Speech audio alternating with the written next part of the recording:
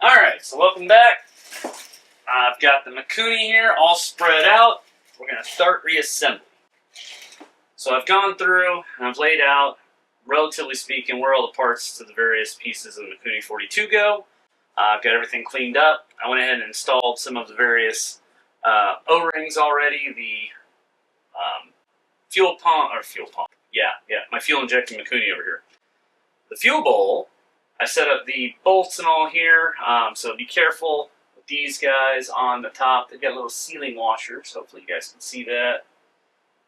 So those bolts go over there. There's a little adjuster that goes in here. I've already got the O-ring there. I've already got the new spigot O-ring, which does not come with most of the Mikuni 42 needle kits. I had to order that separately. So I'm going to start here by reassembling the needle assembly. Now, this Mikuni I bought used, and that's why I'm rebuilding it. And it came with a 20 idle jet, a 170 main jet, the number 70 accelerator pump with the number 96 needle assembly. So I purchased a pile of different pieces, a whole bunch of jets, and also I can go through this on my FXR. Now my FXR is fairly warmed over.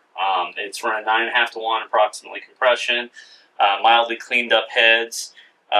Blueprinted the motor, running a EV42 cam in it currently. So it's mild. It's what I would consider, just a warmed up stock bike, if you will. But I'm hopeful that the tunability of the Mikuni is going to help me get this into a near fuel injected area. Ultimately, that's what I really wish I could do, is go fuel injected on the bike. Younger millennial over here. I like computers. My day job. I would vastly prefer dealing with fuel injection over playing with all the carburetors. But carburetor is what we got. Mikuni is supposed to be very tunable. I'm going to see how it goes. My first time I've ever messed with Mikuni. So let's start by getting the needle assembly reassembled. I'm putting a 97 needle back in. I'm just set the E-ring right in the middle for now. I'll adjust that later. Drop that down in there. There's a little tiny, I don't know what you want to call that, little latch. It's got to go in there. I'm going to use my needle nose pliers to get that down in there. A little easier than if I were to try to do it myself. Drop it in by hand. Flip back over. There's a smooth side and a flat side. I'm putting the flat side down. So I'm trying to. Now I'm going to actually take accelerator pump rod. Just line up my bolt hole. Right there. Stay. Hopefully you'll be able to see this. Take the bolt, wiggle it back into place. This is probably the most fiddly part of this. I'm going to take my 2.5mm Allen, bolt her on down. Tighten this guy down.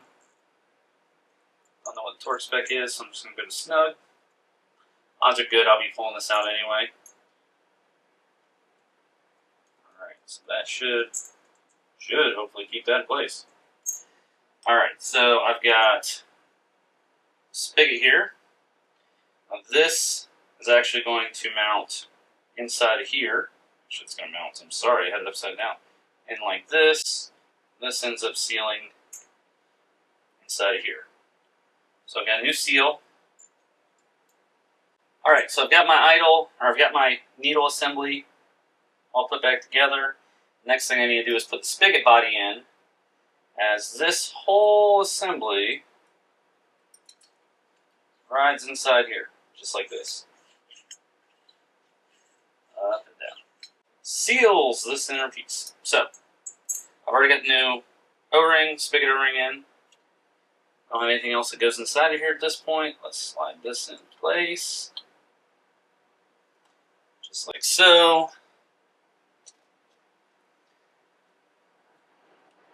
These are the bigger bolts.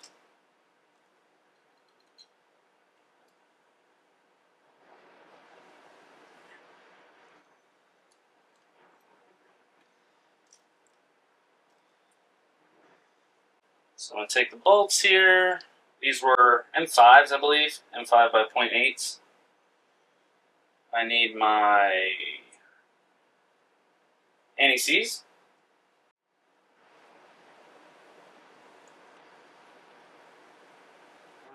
all the bolts. A little dab of anti-seize on them, on the threads.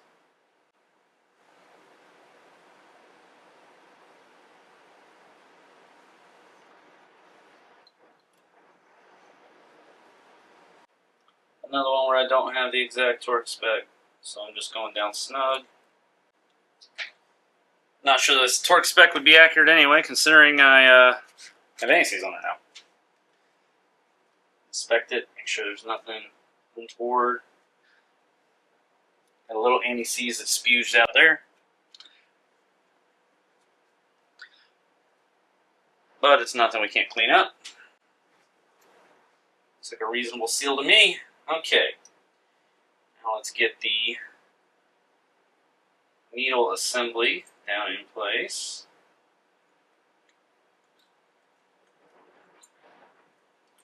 While being sure to get the needle itself into the holder. Right.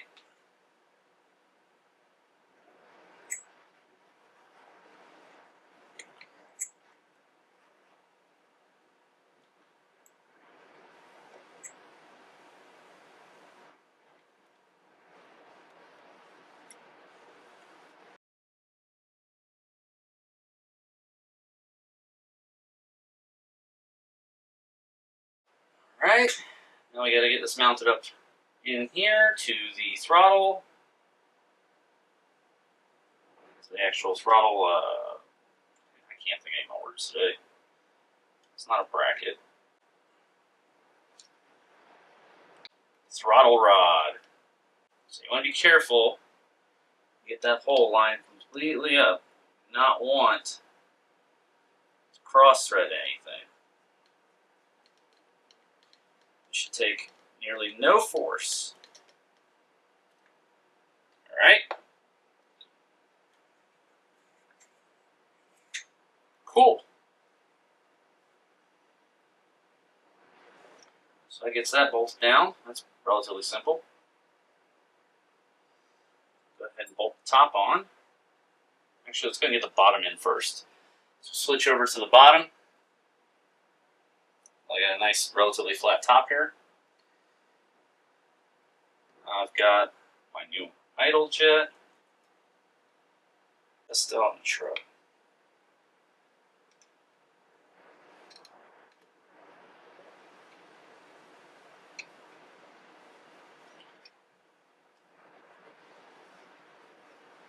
It's brass, so don't strip them. Go gentle with them. Main jet on, instead of putting a 160 in.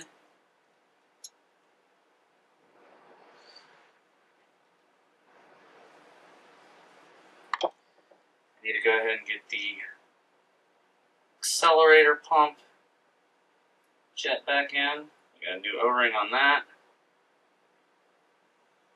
I don't think that screwed in, did it? Double check that. There's no screw here. This just pushes in as friction fit, evidently. Okay. If you say so.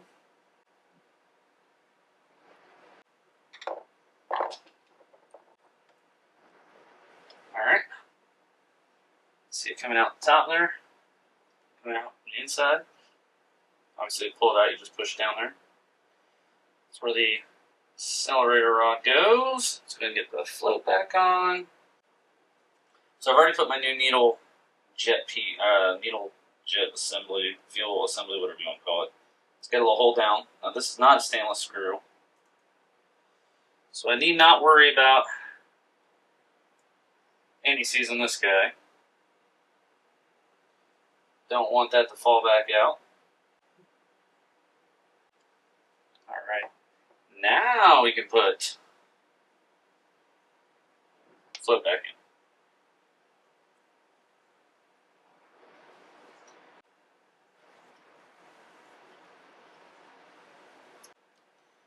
Alright. Sit there for a moment. Got a little bolt.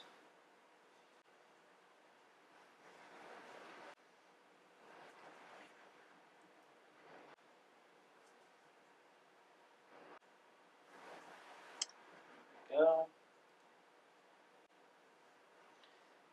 use that coming back out. Alright, got the idle air jet here still to go in. I've got new O-ring, new washer, spring and all on there. Put that generally in that general area. I've still got the fuel lines, and actually, these fuel lines with these O-rings, I'm going to put a little silicone paste on just to help them seal up a little nicer.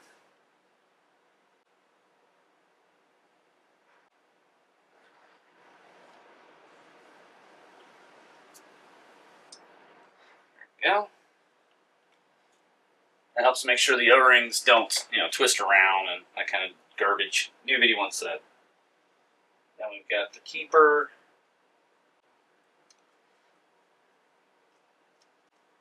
And another bolt.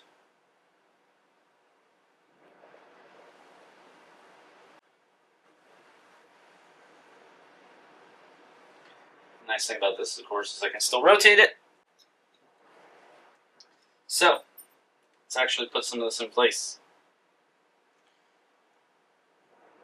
So this little guy goes right here. I also didn't check the float level. I really ought to check the float level on here. It seems stupid to me not to, right?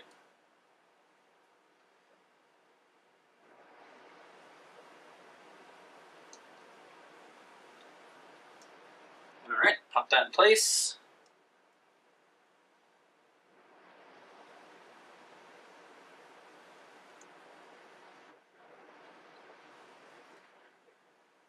Hey, there we go.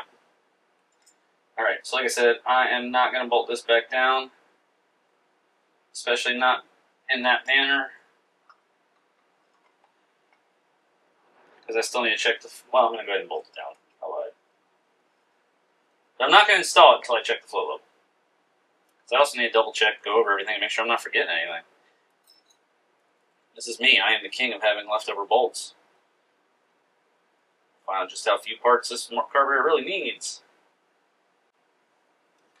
One thing I've got like this bolt over here. Don't know what that goes to. I've got, what is it? There's a hole. What was that hole? I got a hole here. I don't know what that goes to. I got to find some of this out. But I will say the carburetor does seem to get stuck for some reason. Oh, if I pull on this side, it gets stuck. But if I twist it over here, it's nice and smooth. Alright. Time to find out what the heck that is. Wow, I'm a genius! Maybe it's the one big part that's just sitting right here with nothing hooked up to it yet. I got a new O-ring, a new washer on the idle. It's my idle adjuster.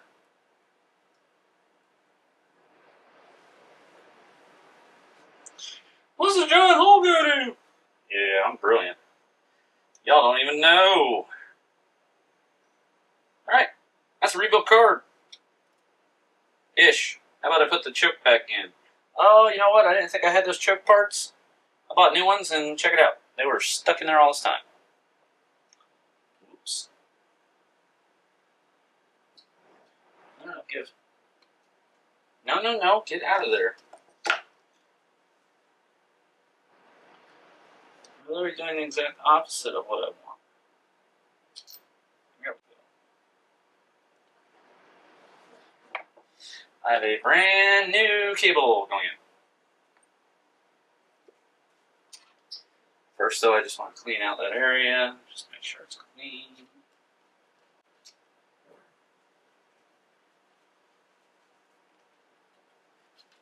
Alright. Put that silicone grease on this. Because I want the cable itself to move smoothly. And ignore the fact I put way too much on that side.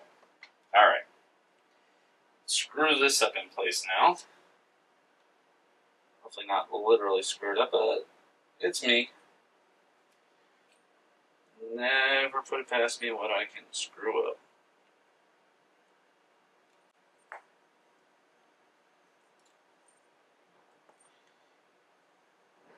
Alright, wrench, maybe a 13?